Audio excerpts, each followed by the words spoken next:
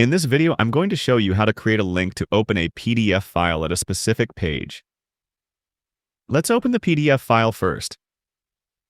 This is a PDF file that I have taken as an example. As you can see, this is a pretty big PDF file with a lot of pages. Creating a link to open a PDF file at a specific page is useful for directing readers straight to the most relevant information, saving time and improving user experience. This is especially beneficial for large documents such as manuals, reports, or ebooks, where users may only need to view a particular section. It enhances navigation, reduces frustration, and can be a powerful tool in academic, corporate, and instructional settings. Suppose you need to share some specific data from this page. To pinpoint the location, you have to know the page number of your preferred data. The page number here can be a bit tricky sometimes.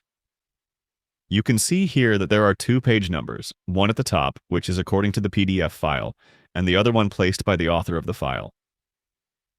While creating a link, you must use the top page number, which is according to the PDF file.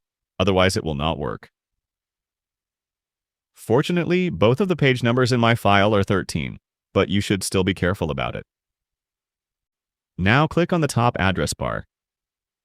At the end of the link, add a hashtag. Now type page. Add an equal sign and type your page number. In my case, it will be 13. Now select the whole link. Copy the link by pressing Ctrl+C on your keyboard. Now let's take another window. In the address bar, paste the link here by pressing Ctrl+V on your keyboard and press Enter. Here you can see that the PDF file opens on the 13th page. Following these steps, you can create a link to open a PDF file at a specific page easily. Feel free to reach out if you encounter any issues during the process. If this video helps you out, please leave a like and subscribe. Comment below if you have any questions. If you need further assistance, consider hiring a professional using the link in this video below.